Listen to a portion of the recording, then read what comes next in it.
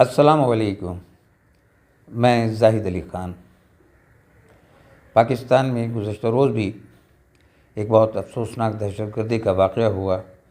अल्हम्दुलिल्लाह कि हमारे कानून नाफिज़ करने वाले इदारों ने उन तमाम दहशतगर्दों का बहादुरी के साथ मुकाबला किया और उनमें से तमाम दहशतगर्द जो हैं जिन्होंने पुलिस हेडक्वार्टर कराची पर हमला किया था वो सब के सब मारे गए। लेकिन यहाँ सवाल ये पैदा होता है कि पाकिस्तान में हालिया दहशतगर्दी की लहर दोबारा क्यों उभर कर सामने आई है। तो यहाँ ये बात जो है ज़हन नशीन कर लीजिए कि एक बयानिया था जो बहुत शिद्दत के साथ अपनाया गया। ये बयानिया आप जानते हैं कि क्या था, और बयानिया जो है वो कभी भी जो है कानून के ज़रिए या हथियार के ज़रिए ख़त्म नहीं किया जा सकता। बयानिया का तोड़ जवाबी बयानिया है, और इस दहशतगर्दी का जो बयानिया है इसका जवाबी तोड़ अपनी गलतियों का एतराफ़ है जो आवाम के साथ खुलकर करनी होगी कि हमसे गलती हुई। माज़ी में हमने ये बयानिया बनाया और उस बयानिया के जो मानने वाले थे उनके दिलों में ये रासिख हो गया और अब वो उसे छोड़ने को तैयार नहीं हैं। ये दो तरफ़ा जो है मामला है। इस बयानिया को अगर आपने आवाम के जहनों से निकालना है तो फिर जवाबी बयानिया बनाना होगा, और जवाबी बयानिया ये है कि किसी इंसान का कत्ल जो है वो जायज़ नहीं है। ये सिर्फ़ मुसलमानों की बात नहीं है, किसी भी जानदार का कत्ल, किसी इंसान का कत्ल जो है अल्लाह ताला ने उससे मना किया है।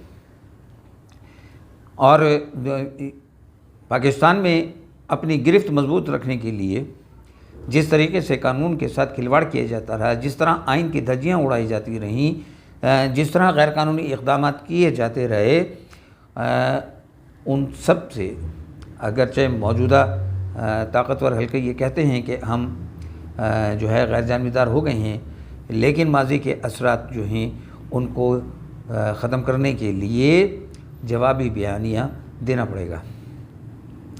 आप याद रखिए, इस बात को जहन नशीन कर लीजिए कि माजी को दोहराते रहना, याददाश्त को ताज़ा करते रहना बहुत ज़रूरी है।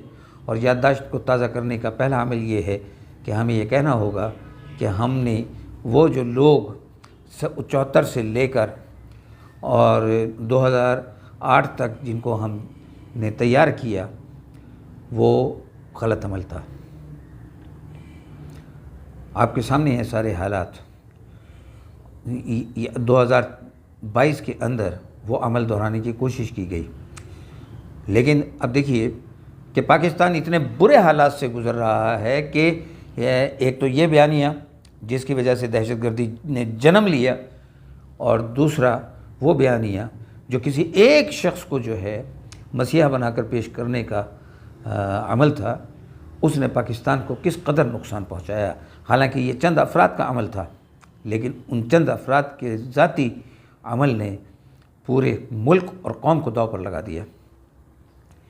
आज हम माशी तौर पर भी तबाहाली का शिकार हैं, और आज माशरा अदम तहफ़्फ़ुज़ का भी शिकार है।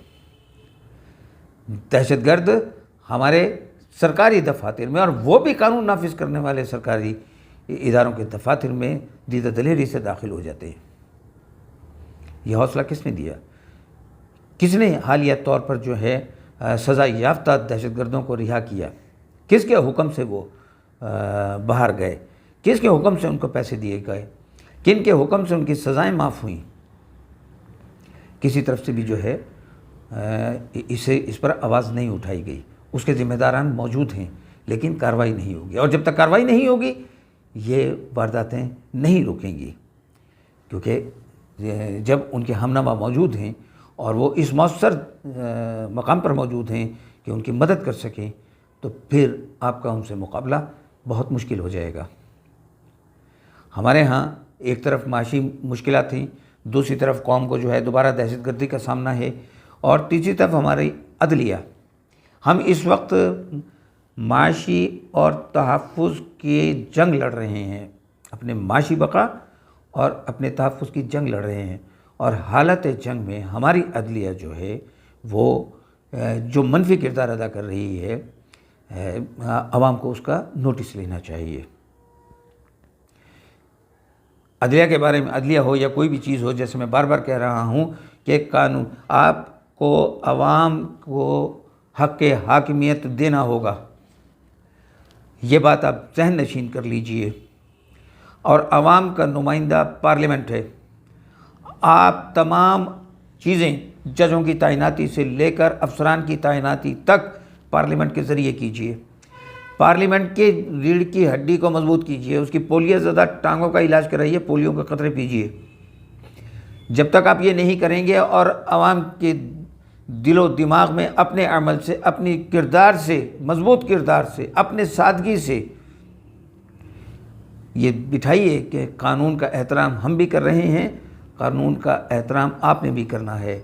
अपना निज़ाम तालीम बदलिए, अपना ज़रिया तालीम बदलिए, ज़ुबान बदलिए ज़रिया तालीम की। लोगों को उस ज़बान में बात कीजिए जो उनको समझ आती है।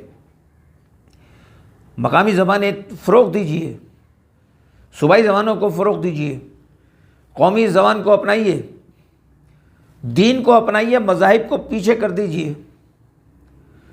अक़ीदा किसी रियासत की ज़िम्मेदारी नहीं है। इस मुल्क में रहने वाले किसी भी दीन के मानने वाले हैं, किसी भी कोई भी अक़ीदा वो रखते हैं, उसका तहफ़्फ़ुज़ रियासत की यकसर ज़िम्मेदारी है। रियासत की ज़िम्मेदारी अपने शहरियों के तहफ़्फ़ुज़ है, उनको तालीम और सेहत की सहूलियात फ़राहम करना है, उनको रोज़गार फ़राहम करना है, कौमी ख़जाने को कफ़ील उम्मत बनाना है, ये रियल इस्टेट के बढ़ते हुए माफिया को रोकना है, तालीम को कारोबार बनाने वालों के ख़िलाफ़ कार्रवाई करना है, सेहत को कारोबार बनाने वालों के ख़िलाफ़ सख्त कार्रवाई करना है, सड़कों को महफूज बनाना है, ज़राअत को फ़रोग़ देना है, साइंस और टेक्नोलॉजी और तहक़ीक़ के मैदान में आगे बढ़ना है। कोई कौम उस वक्त तक दुनिया में मुअज़्ज़ज़ और बाइज़्ज़त नहीं हो सकती जब तक वो तालीम और तहक़ीक़ के मैदान में बामे उरूज पर न पहुँच जाए। अपनी फ़िक्र को वसी करना है, दिल को खुला करना है, तब जाकर ये माशरा जो है रहने के काबिल बनेगा।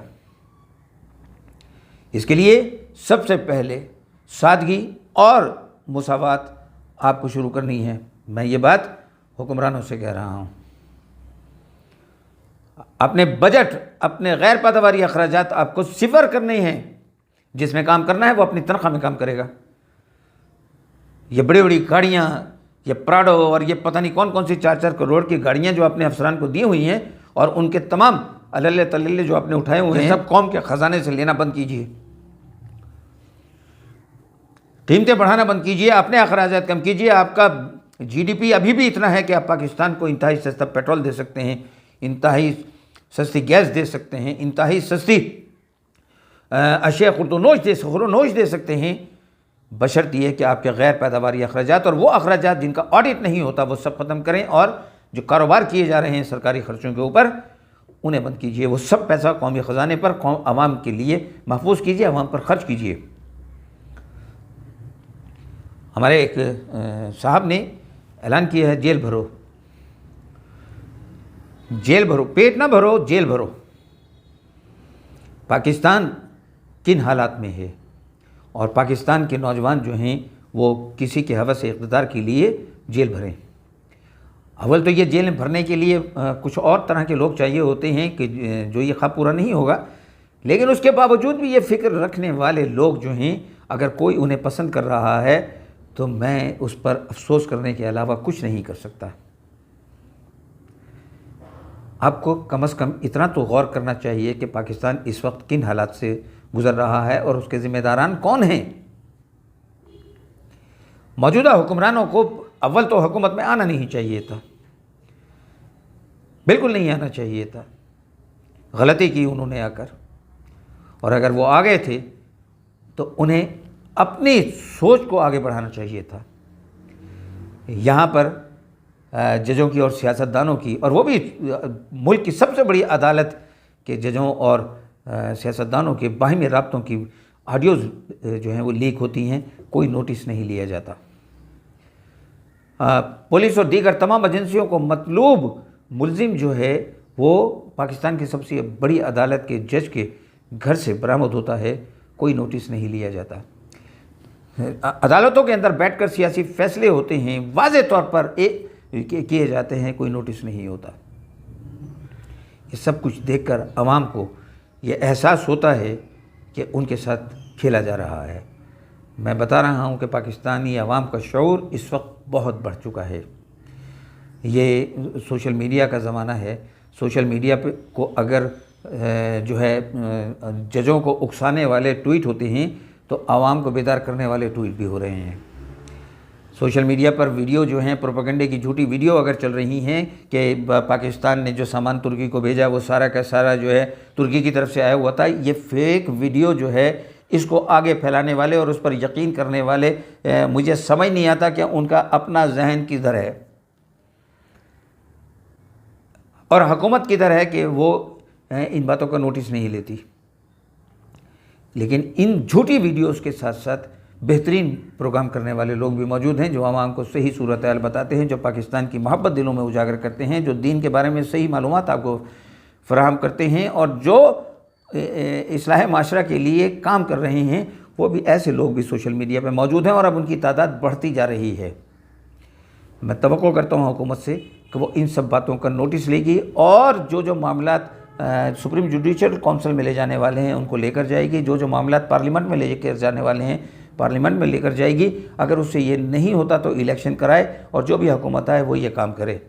पाकिस्तान के वसाइल को पाकिस्तान की आवाम के लिए मुख्तस करना होगा। नौजवान नस्ल के तालीमी रहनुमाई सही खतूत पर फराहम करनी होगी। दीन को दीन समझकर इस माशरे में राइज करना होगा, तब ये पाकिस्तान तरक्की भी करेगा और पाकिस्तान महफूज भी होगा। वमा अलैना इल्लल बलागुल मुबीन।